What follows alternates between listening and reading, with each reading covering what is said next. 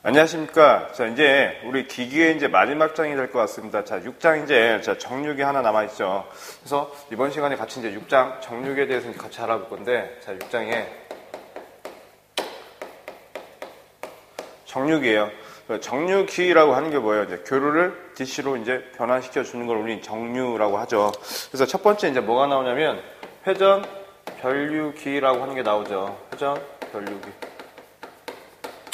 제가 회전 변류기에 이 구조를 잠깐 그림을 그려봤어요. 그림을 그려봤는데 이 회전 변류기라고 하는 건 뭐냐면 다른 말로 이 회전 변류기를 우리는 회전 전기차형의 동기 전동기라고 우리가 불러요. 우리 흔히 동기기에서 회전 전기자형이 있었고 회전 계자형이 있었고 유도자형이 있었잖아요. 그래서 어떻게 동기 전동기인데 어떻게 회전 전기자형으로 쓰이는 걸 우리는 흔히 회전 변류기라고 합니다. 또는 동기 변류기라고도 해요. 한번 보시자고요. 구조를 잠깐 보니까 요놈은 지금 동기 전동기예요. 동기 전동기에 의해서 교류 전원을 줍니다. 교류 전원을 줘요. 이게 교류 전동기에 동기 전동기에 회전자가 되겠지, 이 전기자가. 그래서 회전자가 이렇게 코일을 감아 놓고 회전을 시킵니다. 이 회전을 시키게 되면 이 회전자에다가 어떻게 이제 이건 뭐야 이제 이건 정류자인데 직류기에 또 회전자에다가 코일을 감아요. 그래서 어떻게 교류로서 전압을 제어해줘서 돌리는 전동기를 어떻게 직류로서 받아 쓰는 거, 직류 발전기. 이건 직류 발전기예요. 직류 발전기. 그래서 직류 발전기의 회전자를 돌려가지고 직류 전원을 끄집어내는 방식을 갖다가 우리는 회전 변류기라고 해요. 그러면 여기 전압을 누가 조정을 해? 가장 중요한 게 이 교류 전압을 제어하는 방법이 가장 중요하겠죠. 전압 제어 방법. 그래서 우리 교재에 이제 4번 보시게 되면 변류기의 전압조정법이라는 게 있어요. 전압조정. 이 전압조정법이라고 하는 게 있는데 이게 전압조정법이 뭐예요? 여기에 AC, 교류 전압을 조정하는 방법이 돼. 해서 종류가 몇 가지가 나오냐? 총 4가지가 나오죠. 자, 첫 번째, 직렬. 자, 리액턴스에 의한 방법. 직렬, 리액턴스에 의한 방법. 두 번째, 보니까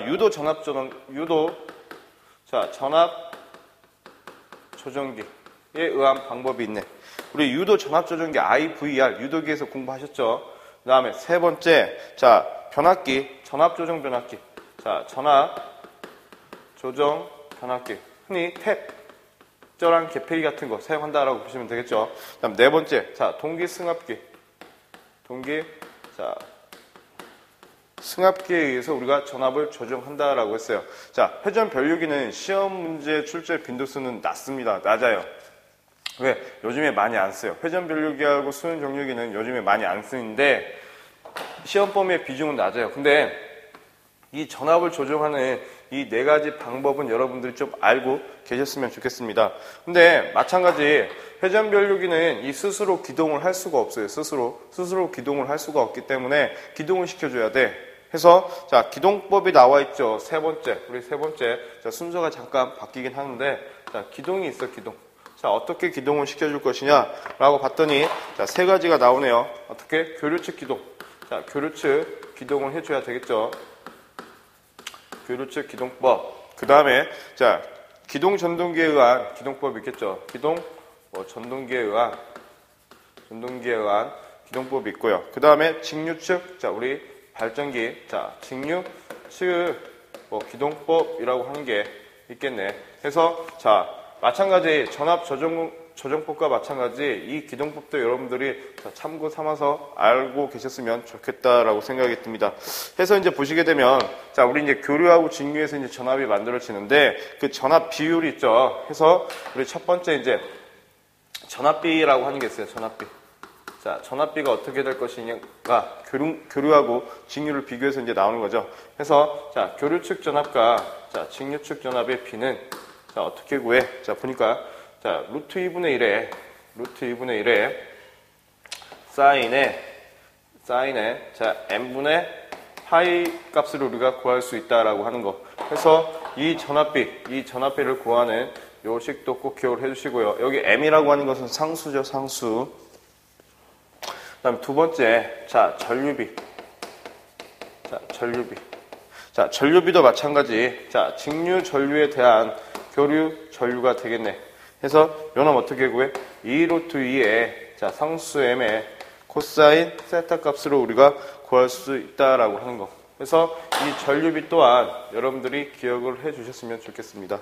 자, 이런 내용들은 여러분들이 이제 참고 삼아서 이렇게 공부를 하시고 문제를 통해 가지고 여러분들이 잡으시면 돼요. 잡으시면.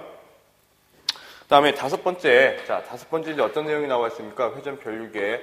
자, 다섯 번째 보시게 되면 자, 회전 변류계의 난조의 원인이 방지 대책이 있답니다. 난조가 일어나겠지. 왜? 부하가 급변하게 되면 난조 현상이 이제 일어나는데 자, 보시자고. 우리 자, 난조에 대해서 공부를 했어요. 근데 난조의 대표적인 방지 대책이라고 하는 거 여러분들 기억나시죠? 우리 동기기 할 때 했어. 그죠? 어떤 방법이야? 제동 권선을 사용하자라고 한 거였죠. 그래서 이제 이 난조가 자, 회전 변류기에서 어떻게 왜 일어나는지 원인이 뭔지 그 원인을 한번 살펴보자라고 하는 거죠. 원인을 보니까 브러쉬 위치가 중성점보다 늦은 위치에 있더라. 자, 여기다 쓰진 않을게요. 자, 브러쉬의 위치가 중성점보다 씁시다. 자, 브러쉬의 위치가 그냥 브러쉬의 자, 위치가 자, 중성점보다 중성점보다 자, 늦게 위치에 있더라. 해 있을 때 어떻게? 난조가 일어나고요. 자, 두 번째, 직류측 부하가 우리 부하가 급변하게 되면 난조 일어나죠. 근데 어느 측? 자, 직류측.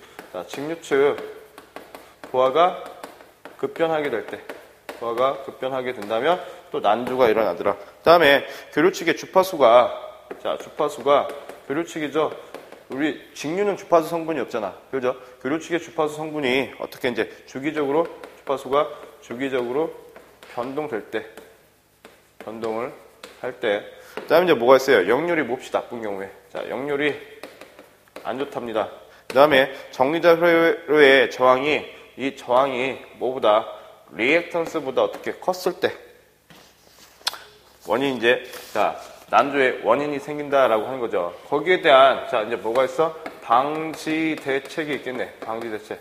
자, 방지 대책을 봐보니, 방지 대책 우리 이미 알고 있는 거 있어요. 어떤 거? 제동 권선을 사용하자. 그래서 제동 권선을 사용하자라고 하는 거고, 두 번째가 전기자 저항에 비해서 리액턴스. 자, 우리 저항에 비해서 리액턴스를 항상 크게 해야 되겠죠.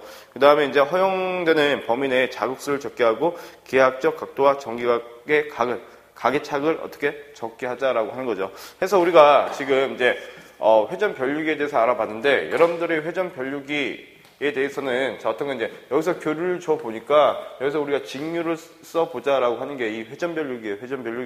이 회전 변류를 다른 말로 뭐라 한다고? 동기 전동기. 어떤 회전 전기자형의 동기 전동기라고 하고, 그러면 이 동기 전동기의 이 교류 전압을 제어해 가지고 DC를 넣는데, 이 전압을 어떻게 조정할 것이냐? 리액턴스 유도 전압 조정기, 전압 조정 변압기, 동기 승합기에 의해서 우리가 조정을 하고, 자, 요놈은 이제 기동시키기 위해서, 자, 이 교류 전원을 기동시키기 위해서 우리가 교류측, 직류측, 기동 전동기를 사용한다라고 하는 정도. 다음에 이 직류와 교류의 이 전압비, 전류비. 한 요 정도만 여러분들이 공부를 하시면 자, 문제를 얼마든지 풀 수 있을 거라는 생각이 듭니다.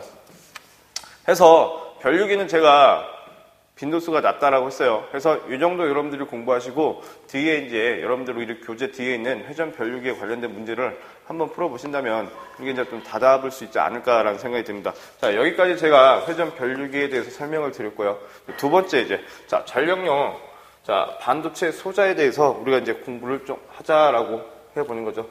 자, 이 정류기 파트 부분에서는 어떤 부분이 제일 시험 문제에 많이 나오냐면 이 전력용 반도체, 그러니까 이 전력용 반도체 소자 중에서도 다이오드라든지 또는 사이리스터, 우리가 흔히 SCR이라고 불리는 부분들이 있어요. 그래서 그런 부분들이 출제 빈도수가 높기 때문에 여러분들이 거기에 대해서만 좀 정리를 해 주신다면 또 그다지 또 어렵지 않지 않겠냐라는 생각이 듭니다.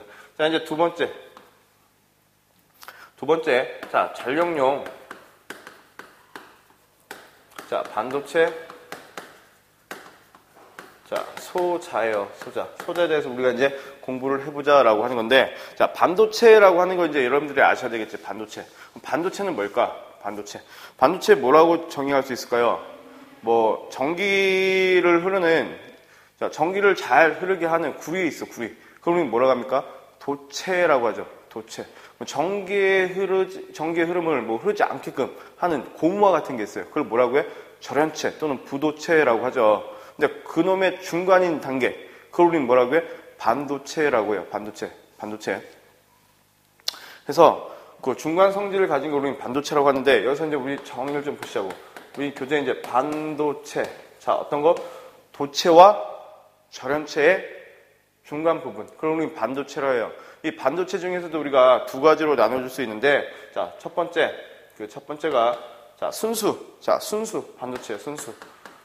이 순수 반도체를 뭐라고 하냐면, 우리가, 자, 진성 반도체라고 합니다. 이 진성 반도체라고 하는 건데, 이 진성 반도체에는 어떤 거? 불순물이 있다, 없다. 순수니까 불순물이 없는 반도체를 우리는 순수 반도체 또는 진성 반도체라고 하더라. 이 진성 반도체에는, 자, 이제 뭐가 있냐면, 우리 사가원소라고 하는 게 있어, 사가원소. 그 사가원소 중에서 대표적인 게 뭡니까? 사가원소. 사적원소 또는 사가원소라고 하죠. 자, 대표적인 게 뭐가 있어? 실리콘 또는 게르마늄. 자, 요놈의 성분이 있는 걸 우리는, 자, 진성 반도체라고 해요. 진성 반도체.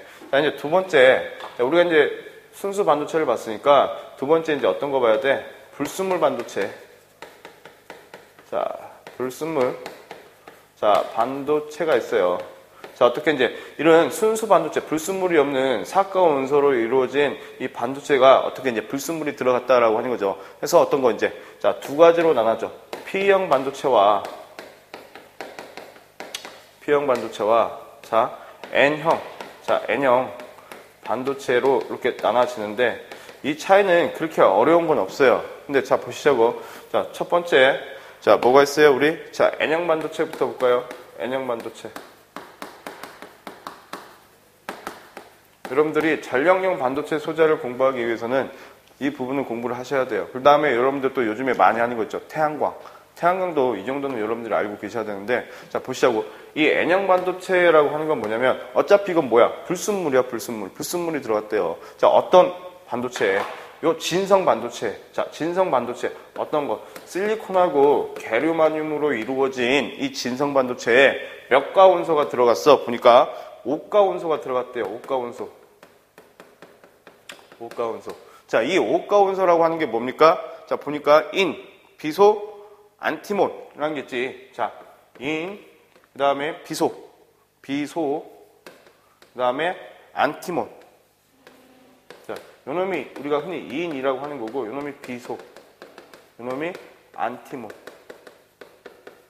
자, 이 5가 원소, 이 불순물이 들어감으로써 어떻게 혼합하지 않은 원소이고, 자, 체유각의 전자수가 4개인 원소다라고 했는데,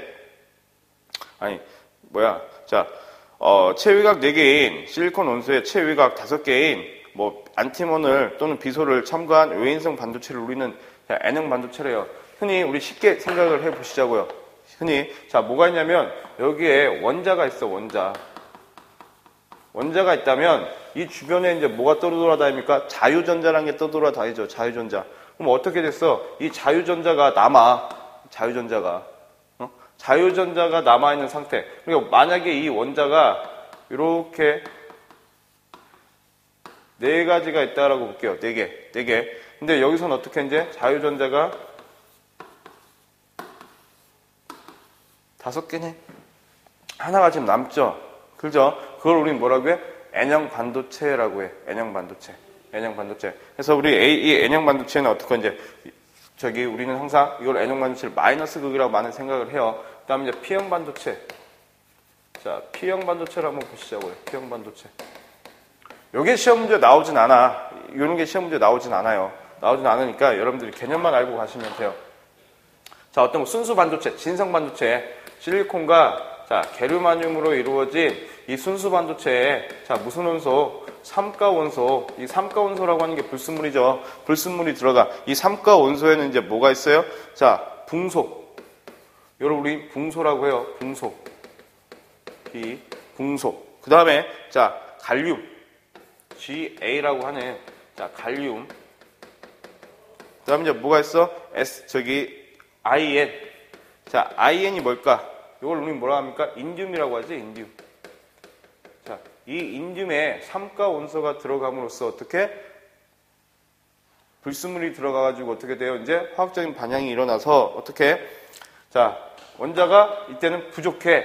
예를 들어서, 자, 여기에 이제 원자가 이렇게 있는데, 이 원자가 이렇게 4개의 원자가 있다라고 볼게요. 근데 이 주변에, 자, 자유전자가 이제 몇 개뿐이 없어?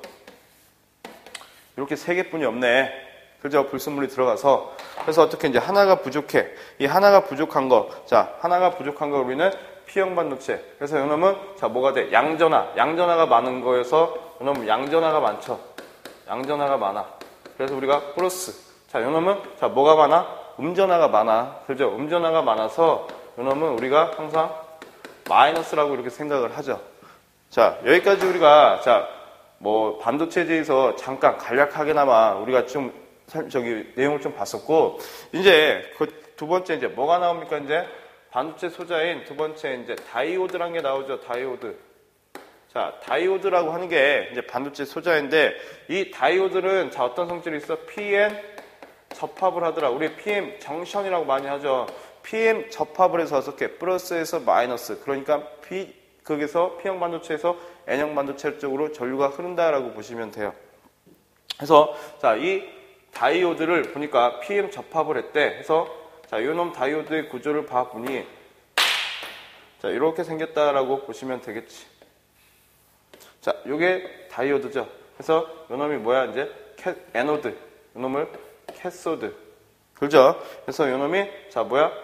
우리가 흔히 에노드라고 부르는 거고, 요놈은 캐소드라고 부르게 되겠죠. 이 에노드는 플러스, 자, 캐소드는 마이너스. 그러니까 플러스는 P형 반도체, 자, 마이너스는 N형 반도체. 그래서 PN 접합이 되어 있다라고 부르시면 돼요. 그래서 PM 접합에 의해서 전류가 에노드에서 캐소드로 이렇게 흐른다고 보시면 돼요. 이게 우리가 다이오드라고 합니다. 다이오드. PM 구조로 되어 있어요. 그래서 이제 또 우리가 PM 접합에 대해서 이제 알아봤고, 자, 요놈은 어떤 거 이제 스위치 기능만 할 수 있다라고 하는 거. 자, 우리는 2단자, 자, 단방향 2단자 소자라고도 해요. 자, 어떤 거? 단방향. 자, 2단자. 자, 소자로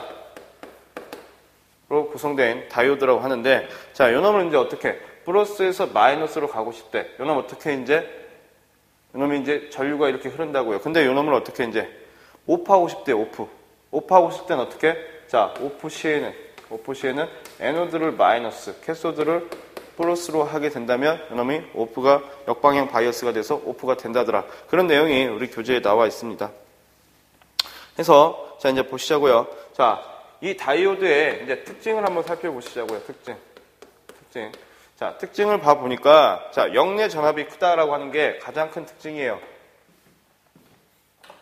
자, 다이오드가 가지고 있는 이 특징 중에서는, 자, 어떻게, 역내 전압이 크다라고 하는 게 특징인데, 이 역내 전압이 크다라고 하는 것은 어떤 의미예요? 한쪽으로만 전류가 흐른다라고 보시면 돼. 한쪽으로 전류가 흐르니까. 자, 이렇게 내용을 보시면 될 것 같고, 전류 밀도가 또 크다. 자, 전류 밀도가 자, 크다라고 하는 장점이 또 있죠. 게르만늄의 2~3배, 셀렌의 500에서 한 1000배 정도. 그 다음에 온도에 의한 영향이 좋더라. 자, 온도에 의한 자, 영향이 자, 작다. 어떤 거에 비해서 다른 반도체 소자에 비해서 온도에 대한 영향이 적고요. 그 다음에 자, 효율이 가장 좋다랍니다. 가장 좋다. 자, 몇 프로로서 99% 정도로. 그 다음에 대용량 정류기에 자, 적합하다라고 하는 거. 대용량 정류기에. 그래서 이런 특징을 우리가 한번 봐봤습니다. 그래서 이제 기능을 보면 뭐 순방향 도통 상태, 역방향 저지 상태. 자, 순방향으로 간다는 거고, 역방향이라고 하는 것은 이렇게 하는데 이걸 갈 수 있어? 한쪽 방향으로 간다고요. 역내 전압이 크니까. 그죠? 갈 수가 없어. 그런 내용들. 그 다음 누설 전류가 나와 있고 다이오드의 전격 전류, 다이오드의 전격 전압이라고 하는 거 여러분들이 참고 삼아 한번 읽어보시면 될 것 같고, 이 다이오드, 자, 이 다이오드를 통해 가지고 우리는 정리를 할 수 있다라고 하는 거죠. 우선 좀 이따 이제 그림이 나오니까 우리가 이제 여기에 대해서만 살펴보시면 될 것 같고, 소자에 대해서만 우리가 한번 알아보자라고 하는 거예요. 자, 이제 세 번째. 자, 사이리스터죠. 자, 요 사이리스터요. 우리 이 사이리스터를 뭐라고 해? 흔히 이렇게 사이리스터라고 하는데, 이걸 흔히 뭐라고 합니까? 우리가 SCR, 실리콘 정류기라고도 이제 많이 부르죠. 그래서 자, 이제 보시자고. 자, 이 사이리스터. 자, 추가적인 우리 이제 교재에도 쭉 내용이 나와 있지만, 이 사이리스터 SCR이 가지고 있는 목적은 뭐냐? 우리 반도체 소자에서 자, 위상 제어를 하자라고 하는 거예요. 위상 제어와 자, 요 전압 제어를 할 수 있다라고 하는 게 이 사이리스터 SCR이 가지고 있는 가장 큰 특징입니다. 가장 큰 특징이에요. 그래서 이 사이리스터 구조를 보니까 이렇게 생겼어요. 자, 에노드, 캐소드, 이놈은 플러스, 이놈은 마이너스 되겠지. 근데 다이오드와 틀리게 여기에 하나의 입력 단자가 하나 더 있죠. 이렇게. 이걸 뭐라고 해? 게이트라고 해. 에노드, 캐소드, 게이트. 게이트는 어떤 신호가 될까? 플러스 신호라고 보시면 돼요. 그래서 플러스, 마이너스. 입력 단자가 하나 더 있더라. 해서 여기도 마찬가지. 자, 순방향 저지 상태 기능을 보니까 뭐 SCR을 소해서 쭉 정류에 대해서 나와 있는데, 자, 제가 한 번에 좀 설명을 드릴게요. 우리 사이리스터라고 하는 것은, 자, 아까 우리 반도체 소자에 대해서 배웠습니다. N형 반도체, P형 반도체. 자, 이 SCR은 어떤 특징을 가지고 있냐? PN, 자, 구조로 되어 있다라고 보시면 돼요. PN 구조로. 자, 어떤 식으로?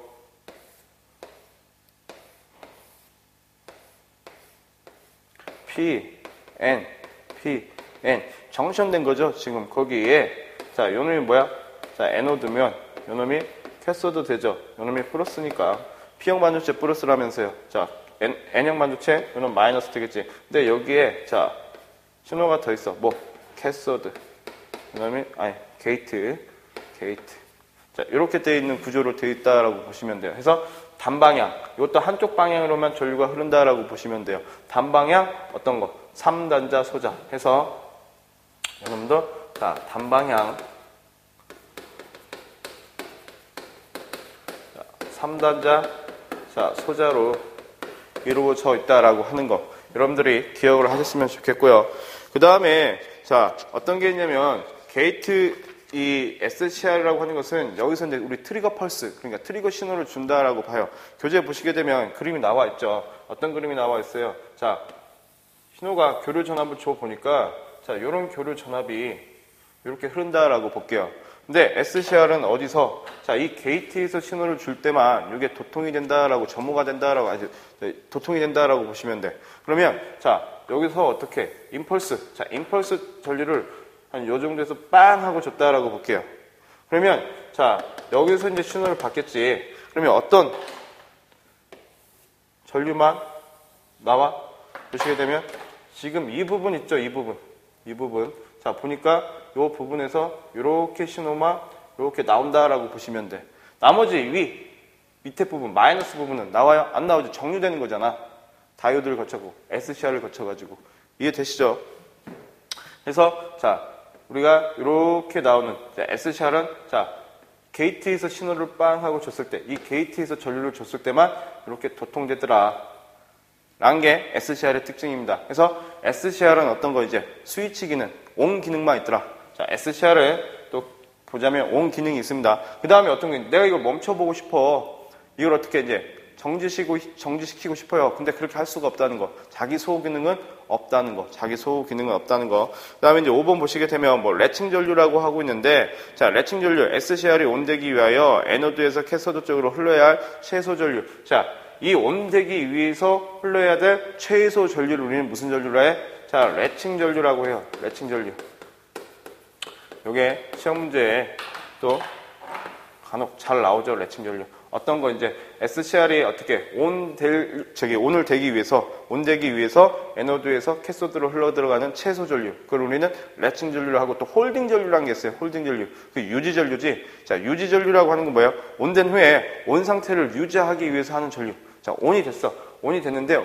나중에 이제 곡선을 보시게 되면 굉장히 아주 미세한 전류 값인데, 자, 온된 후에 온이 되게끔 유지하기 위해서 흐르는 전류. 그걸 우리는 홀딩 전류, 유지 전류라고 합니다. 근데 어떤 건 전류보다는 작겠어. 이게 레칭 전류보다는 작겠죠. 해서 여러분들이 보시면 될 것 같고, 그 다음에 우리가 자, SCR이 가지고 있는 특징에 대해서 한번 살펴보자라고 하는 거예요. 자, 보니까 자, 아크가 생기지 않으므로 열 발생이 어떠라? 열 발생이 적더라. 자, 여러분들 어떤 특징이 있어? 다른 반도체 소자에 비해서. 그 다음에 과전압에 약하더라. 자, 과전압에 자, 약하더라. 그 다음에 열 용량이 적어. 자, 뭐에 강하더라? 고온에 강하다. 라고 보시면 되고. 그 다음에 게이트 신호를 인가할 때부터 도통할 때 시간이 굉장히 짧겠죠. 이 게이트, 이 시간이 뻥할 때. 응? 이런 시간이 짧겠지. 도통할 때까지 시간이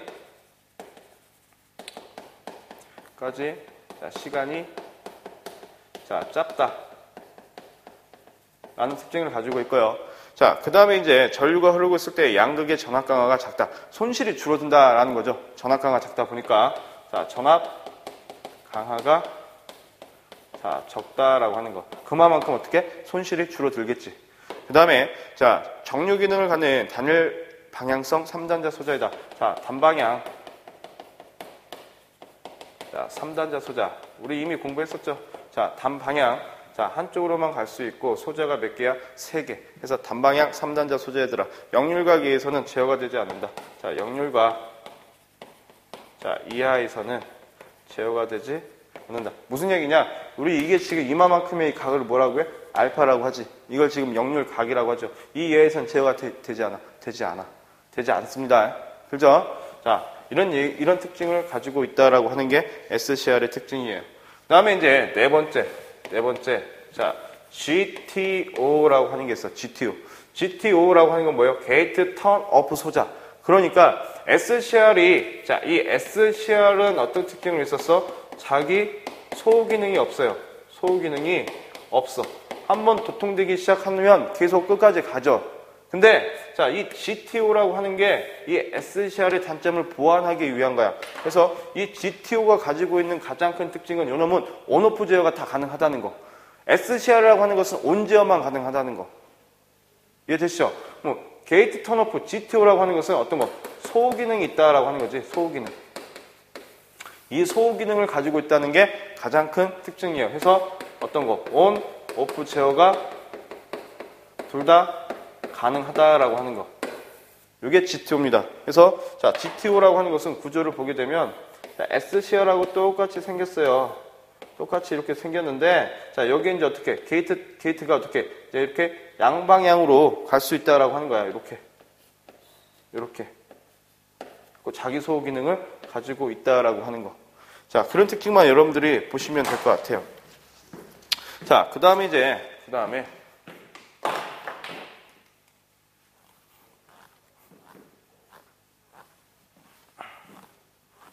자, 이제 그 다음에 보시게 되면 이제 뭐가 나와 있어요?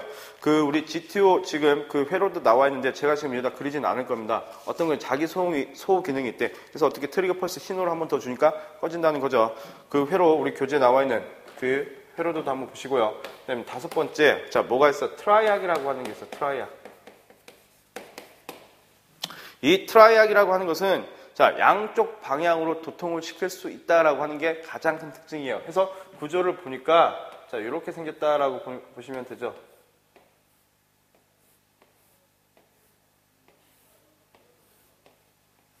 자, 이런 식으로 돼 있어. 자, 에너드, 캐소드, 게이트. 그래서 어떻게 양방향 몇 단자 소자? 3단자 소자. 그래서 이 트라이악은 자, 어떻게 양방향 자, 3단자 소자로 이루어져 있다라고 보시면 돼요. 그래서 어떻게 양쪽 방향으로 다 도통시킬 수 있다라고 하는 거. 이게 가장 큰 특징이야. 이 특징만 여러분들이 보시면 될 것 같습니다. 나머지는 우리 교재에 그런 내용이 잘 나와 있기 때문에 그림도 한번 보시고요. 꼭 한번 보시고. 그 다음에 전력용 트랜지스터. 자, 이제 6번째. 자, 트랜지스터 있죠. 이 트랜지스터라고 하는 것은 우리가 반도체 소자, N형 반도체, P형 반도체 공부해서 어떻게 PNP형으로 이루어져 있던지 MPN형으로 이루어져 있어. 그래서 베이스 컬렉터 이미터 부분으로 우리가 이제 공부를 할 수 있는데, 자, 이런 부분들은 여러분들이 그냥 참고만 해 주셨으면 좋겠고요. 다음 7번째. 자, 뭐가 있어? 모스펫이라는 게 있죠. 자, 모스펫. 자, 이것도 여러분들이 한번 공부를 해 보시면 좋겠고, 8번째. 자, IGBT. 자, 왜 제가 이거 안 하냐면, 이건 반도체 소자야. 여기까지는 여러분들이 아실 필요 없어요. 가장 중요한 거 어떤 거? 다이오드하고 SCR만 여러분들이 잘 공부한다면 우리는 그 정도 가지고 또 충분히 문제를 풀 수 있고 충분히 전기 쪽에서도 할 수 있기 때문에 제가 이 모스펫이라든지 IGBT라든지 트랜지스터에 대해서는 설명을 좀 부가적인 설명을 하진 않겠습니다. 그런 내용을 한번 보시면 돼요. 그래서 이제 9번째.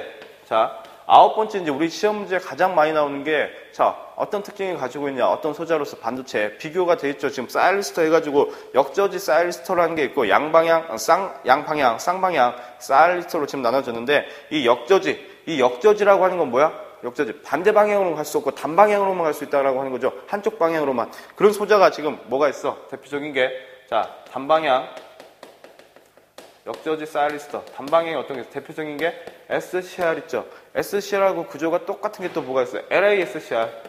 빛으로서 이제 광으로서 준다라고 하는 거 신호를. 그 다음에 또 뭐 있어요? SCR의 단점을 극복한 GTO. 그 다음에 자, 요놈은 지금 몇 단자 소자? 3단자 소자로 이루어져 있죠. 근데 자, 단방향이긴 하지만 4단자 소자라는 게 있어. 그게 SCS라는 게 있죠.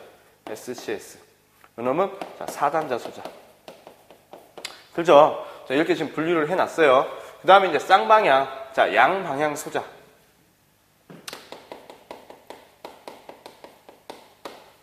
자, 쌍방향 소자로는 대표적인 게 뭐가 있습니까? 우리가 방금 했던 트라이아. 그 다음에 요 놈은 3단자가 되고요. 그 다음에 2단자 중에서는 SSS 있대요. 요게 2단자야. 근데 한 가지 더, 또 뭐가 있어요? 다이악이라고 하는 것도 있어. 다이악. 그리고 또 하나 첨가돼서 한번 적어 놓으시기 바랍니다. 자, 이렇게 이루어졌다라고 하는 거. 자, 이해되시죠? 그 다음에 단방향 2단자 소자도 있지. 단방향 2단자. 자, 단방향 2단자. 자, 대표적인 게 뭐 있어요? 우리가 방금 했던 다이오드. 됐습니까? 그래서 우리가 자, 중요하긴 하지만 이 부분에서 전력용 반도체 소자에서 가장 중요한 건 뭐야? 자, 요 놈이야. 이 9번. 우리가 이제 나중에 이제 시험 대비를 하기 위해서는 자, 요 9번. 소자가 어떻게 이루어져 있더라. 자, 구조하고 이런 것만 우리가 공부를 하신다면 충분히 또 문제를 또 파악할 수 있고 가지고 있는 각 소자가 가지고 있는 특징들만 여러분들이 자, 공부를 하셔가지고 가지고 있다면, 익히고 있다면 얼마든지 문제를 풀 수 있다라고 하는 거. 자, 이제 세 번째. 우리가 이제 어떻게 이제 정류가 될 것인가. 자, 회로를 통해서 한번 알아보자라고 하는 거죠. 한번 또 세 번째 정류 회로에 대해서 한번 좀 보시자고요. 자, 세 번째 자, 정류 회로입니다. 대표적인 거 어떻게 이제 우리는 단상 반파하고 전파만 비교를 좀 해보자라고 하는 거죠. 세 번째 자, 정류 회로예요.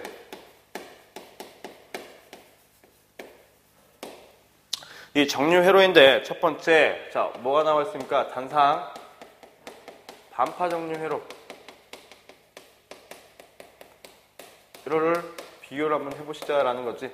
보자라고 하는 건데, 자, 이제, 자, 이렇게 생겼어요.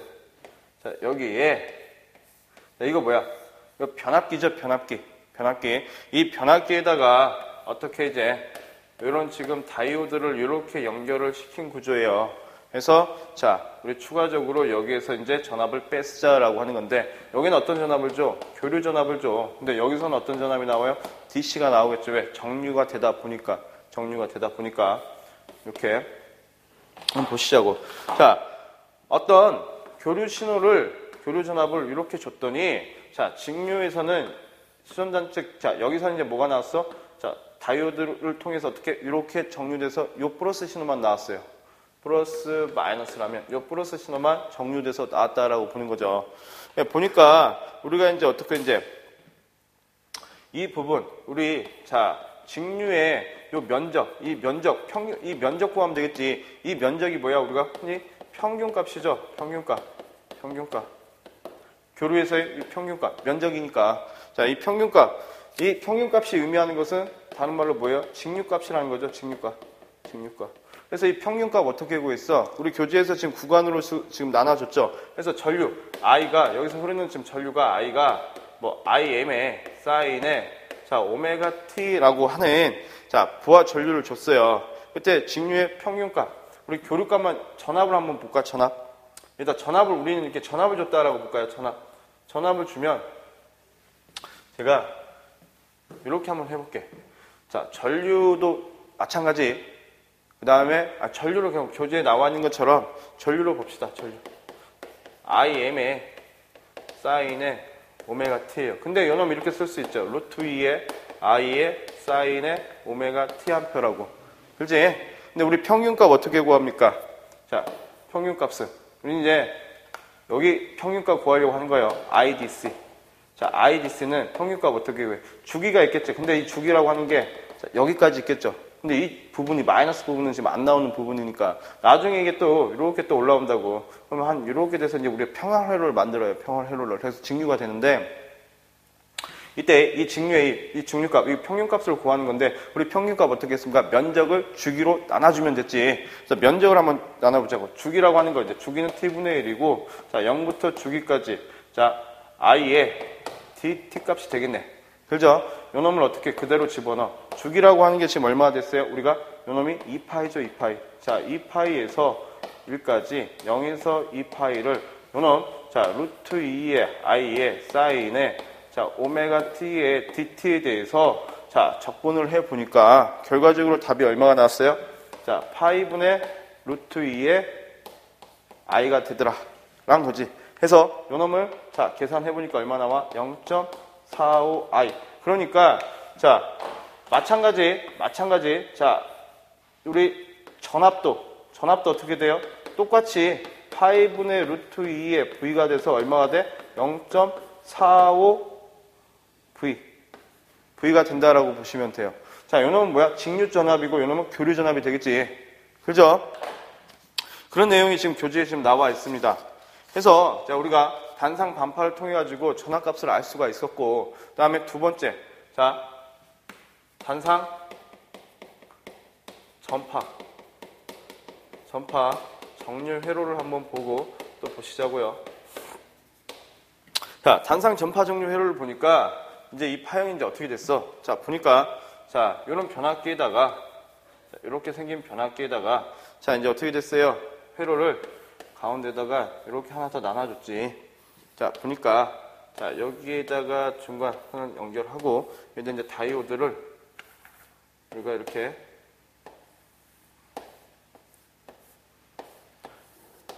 여기도 마찬가지 다이오드를 이렇게 연결시켜 줬어요. 그래서 자, 이렇게 연결을 했습니다. 그러면 이제 어떻게 돼? 자, 여기에서 이런 교류 전압을 줘 보니까 자, 요놈이 어떻게 됩니까? 자, 이건 이제 어떻게 했어? 반절로 나눠준다라고 보게 되겠지. 그럼 여기에 나오는 전압이 2분의 자, 뭐가 돼? 최대값이 되고 여기도 2분의 최대값이 된다라고 보시면 되죠. 이 전압이 어떻게? 여기서는 이렇게 이제 이 부분은 어떻게? 이 부분은 여기서 이렇게 도통이 될 것이고 그다음에 이 부분은 역방향으로 이렇게 도통이 되겠지. 이게 순방향이라면 여기 역방향이 되고 이게 지금 순방향이 플러스 마이너스 순방향이 들어오게 되면 여기 지금 역방향의 전압이 들어오게 되죠. 그 다음에 여기가 역방향이라면 이쪽이 순방향의 전압이 들어오게 돼. 그래서 최종적으로는 이게 이제 어떻게 됩니까? 전체 이렇게 이런 전파가 들어온다고요. 정연 전파가. 왜 정연 전파냐? 그죠? 그래서 자, 요놈도 어떻게 이제 우리가 구해보자고. 여기에 걸린 직류축 전압 VT는 자, 요놈은 지금 이 면적만 구하시면 되지. 이 면적 한 주기. 그럼 이 반주기 요놈 파이분의 1에 0에서 파이까지 V의 DT 값으로 구하시면 되겠죠. 이 과정 중요치 않아요. 이 과정 중요치 않습니다. 결과적인 값만 여러분들이 알고 계시면 되는데 그건 제가 좀 이따 정리를 한번 해드릴게요. 그럼 여기도 마찬가지. 자, 파이분의 1에 0부터 파이까지 루트 2의 V의 사인의 오메가 T의 dt 값이 돼서 이놈 계산해 보니까 우리 어떻게 해서 파이분의 2 루트 2 V가 된다라고 공부하신 적 있죠? 요거 계산하니까 요놈 얼마 돼? 0.9V. 자, 어떤 거야? 우리 회로 시간 때 3장에서 뭐 기본 교류 회로 부분에서 2장에서 정연파 교류에서 우리가 평균값, 실효값 암기했던 거 있습니다. 그죠? 자, 그 마찬가지야. 그죠? 그래서 자, 어떻게 전파할 때는 0.9V가 된다더라. 그래서 지금 그 비교해서 지금 나와 있죠. 우리 교재 밑에. 자, 잠깐 제가 여기다가 비교를 좀 할게요. 자, 교재 보시게 되면 반파 종류와 전파 종류에 대해서 비교를 좀 했고, 자, 반파와 자, 전파에 대해서 비교를 했는데 우리는 요 값만 여러분들이 알고 계시면 된다라고 하는 거예요. 자, 이제 보시자고요. 이렇게 나눠볼까? 우선은 다이오드의 단상이라고 보시자고. 단상. 자, 단상 반파. 자, 단상 반파의 요 직류측 전압. 이게 직류측 전압. 자, VD는 얼마가 됐어요? 계산해 보니까 0.45V가 됐고. 그 다음에 전파는 얼마가 됐어요? 직류측이 계산해 보니까 0.9V가 됐네. 그죠? 그 다음에 자, 실리콘 종료기, 사일리스터, SCR을 보니까 SCR은 제가 아까 어떤 거 위상 제어도 할 수 있고 그 다음에 전압 제어도 할 수 있다라고 했어. 그래서 근데 요 식은 똑같아. 자, 요놈도 어떻게 이제 VD는 자 0.45V인데 자 계산해 보게 되면 이거 0.45V죠. 근데 요놈을 이렇게 보지 마시고 이렇게 보시자고. VD는 자 어떻게 계산해 보니까 2파이에 자 루트 2V에다가 제어각 위상각 1 플러스 코사인 알파만큼의 전압이 만들어진다라고 하는 거. 그 다음에 자 전파는 어떻게 돼요? 자 파이분의 루트 2V에 1 플러스 코사인 알파만큼의 직류측 전압을 얻을 수 있다라고 하는 거. 자, SCR을 물어볼 때는 우리가 이렇게 계산을 하시면 됩니다. 그 다음에 요 효율 있지, 이제 효율. 자, 효율이라고 하는 거 몇 프로 나와? 이게 40.6%. 그 다음에 자, 요놈의 효율은 81.2% 나오더라. 자, 좀 이따 우리가 또 역첨조 전압, PIV라고 하는 것은 역첨조 전압인데, 자, 여기다 추가돼서 하나만 더 쓸게요. 제가, 자, 이게 지금 우리는 단상이야, 단상. 근데, 여러분들이 그 추가적으로 옆에다 또 적어두세요. 자, 우리는 이제 3상이 또 있겠지, 3상. 3상도 반파가 있고, 자, 전파가 있겠네. 전파가. 자, 직류측 전압값이만이라도 우리가 꼭 기억을 해 두시자고요. 자, 이때 직류측에 3상 반파는 얼마가 나와요? 1.17 교류측 전압이 나와. 그 다음에 3상 전파는 얼마가 나와? 1.35 V가 돼요. 자, 이 정도는 여러분들이 좀 알고 계시라는 거예요. 굳이 이렇게 계산을 하지 않더라도. 자, 우리가 공부해야 되는 부분은, 이 부분은, 자, 여러분들이 꼭 기억을 좀 해주셨으면 좋겠습니다. 이 부분만이라도. 자, 이 부분만이라도, 자, 여러분들이 암기를 좀 하셨으면 좋겠어요. 이 부분. 계산 문제를 풀기 위해서. 그리고 이해를 좀 하셨으면 또 좋겠고요. 해서, 우리 다상 정류 해가지고 나와 있는 그 밑에 식에 의해서 우리가 3상, 반파, 전파, 그 값을 이제 얻었다라고 하는 거고. 자, 이제 네 번째. 자, 전력 변화를 한번 볼게요. 전력 변화를. 자, 우리 전력 변환 장치 있죠? 전력 변환 몇 가지 방법으로 할 수 있습니까? 총 4가지 방법으로 할 수 있죠. 뭐, AC를 AC, AC를 DC, DC를 AC로, DC를 DC로. 그지? 자, 그런 내용이 나와 있는 건데, 자, 네 번째. 자, 전력 변환이에요.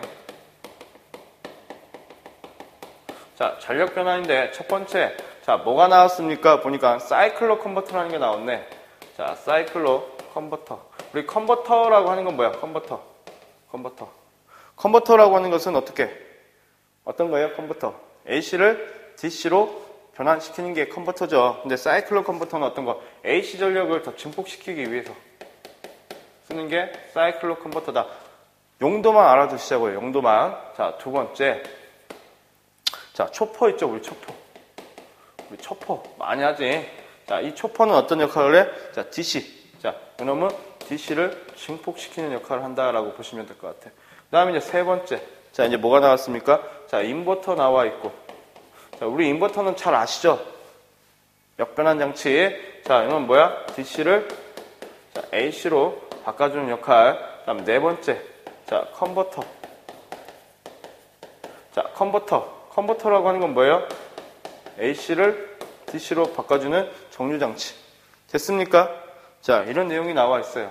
이제 다섯 번째. 자, 맥동률이라고 하는데, 맥동률.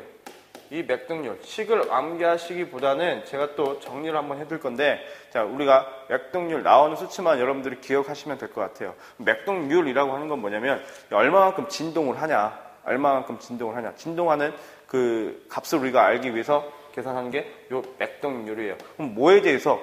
직류라고 하는 것은 일정하죠. 근데 교류라고 하는 것은 어떻게 해요? 이게 계속 교본장애로서 왔다 갔다 하죠. 그래서 교류에 대해서 이게 진동을 하니까 직류에 대해서 교류가 얼마만큼 진동하냐. 그걸 알아내기 위한 게 맥동률이에요. 그래서 이 맥동률식 어떻게 구합니까? 기준이 직류분이 되겠죠. 이 직류분에 대해서 요 교류분이 얼마만큼 진동을 하냐. 요게 맥동률을 구하는 식이에요. 근데 이제 이 식을 더 자세하게 보니까 요게 이제 어떻게 됐어? 자, 루트에 자, 평균값에 자승을 물로 자, 실효값의 자승으로 뭘 평균값의 자승을 뺀 값을 나눠준 값을 우리는 자, 요걸 맥동률을 구하는 식이라고 해요. 식. 근데 식 자체만이라도 우리가 좀 알고 계시자라고 하는 거지. 근데 이 맥동률이 뭐라고요? 얼마만큼 진동을 하느냐. 그걸 알아내기 위한 게 자, 맥동률 값입니다. 해서 뭐 단상 반파일 때가 48%, 삼상 반파일 때가 17%인데 자, 다시 한번 정리를 좀 할게요. 자, 맥동률인데 자, 얼마만큼 진동을 하냐 봤더니 자, 단상이 있었고 그다음에 자, 삼상이 있었어요. 자, 단상은 자, 단상에 반파 있지, 반파. 그다음에 전파 있었죠, 전파. 그럼 단상 반파의 맥동률이 몇 %냐? 121% 정도 나온다라고 보시면 돼. 우리가 계산을 해보니까. 그 다음에 단상의 전파는 48% 정도 나온다고 보시면 돼요. 그 다음에 삼상 반파는 한 17%. 그 다음에 삼상 전파는 한 4% 정도. 그래서 여러분들이 자, 요 결과치를 알고 계시면 될 것 같습니다. 이 결과치를. 이해되시죠? 네. 자, 맥동률이 가장 큰 건 뭐예요? 단상 반파가 되겠네. 맥동률이 가장 큰 건. 맥동률이 작은 건 뭐야? 삼상 전파가 되겠지. 그래서 우리 교재에는 이렇게 나와 있죠. 그래서 여러분들이 꼭 기억을 하시면 좋겠고, 그 다음에 이제 자, 여섯 번째 PIV라는 게 있어요. 여섯 번째. 자, PIV. 자, 이건 PIV라고 하는 건 뭐야? 역첨두 자, 전압이라고 보시면 되겠지. 역첨두 전압. 이 역첨두 전압이라고 하는 건 뭐예요? 이 역첨두 전압. 첨두 역전압. 이게 뭐야? 역첨두 전압이. 우리 지금까지 정리하면서 지금 어떤 거? 교류를 직류로 만들었어. 근데 반대로 했다라고 하는 거죠. 교류값이야. 넘어오는 교류값. 직류가 교류를 넘어오는 값. 그럼 우리는 첨두 역전압이라고 합니다. 그래서 자, 요놈도 우리 첨두 역전압. 첨두라고 하는 피크치지. 피크치. 자, 피크치 전압이 얼마가 되냐? 요놈도 어떻게 되냐? 단상이 있고 자, 한꺼번에 보시자고요. 그 다음에 삼상이 있는데 자, 단상은 어떻게 이제 자, 반파와 또 자, 전파로 나눠지게 되겠죠. 요놈도 어떻게 반파와 자, 전파로 나와 있는데 자, 요놈 우리가 이미 알고 있는 거예요. 어떤 거냐면 PIV는 얼마? 루트 2에 2가 된다라고 보시면 돼. 자, 우리 실효값. 자, 어떤 거? 예를 들어 갖고 정연파의 실효값 어떻게 구했습니까? 2는 루트 2분의 최대값으로 구했어. 근데 이 최대값이라고 하는 게 뭐가 돼? 루트 2에 2가 되죠. 요 개념이에요. 요런 개념. 교류값이니까. 그 다음에 자, 전파라고 하는 거 단상 전파는 요게 몇 개 있어? 2개 있어. 해서 2 루트 2에 자, 이 값이 된다라고 보시면 돼요. 여기 2라고 하는 건 무슨 전압? 교류전압. 교류전압. 그 다음에 이제 3상. 자, 3상은 자, 어떻게 되냐? PIV가 둘 다 루트 2에 이 값이다라고 보시면 돼요. 이해되시죠? 자, 여기까지 해서 이제 우리가 자, 전력형 반도체 소자에 대해서 이제 공부를 했고요. 자, 마지막 이제 네 번째. 자, 수은 정류기가 있네요. 수은 정류기. 근데 수은 정류기는 진짜 시험에 나올 리가 거의 없다라고 봐요. 너무 오래됐어. 수은 정류기. 지금 안 쓴다고요. 거의 안 써. 회전 변류기와 마찬가지로 수은 정류기도 많이 안 써요. 자, 네 번째 이제 자, 수은 정류기인데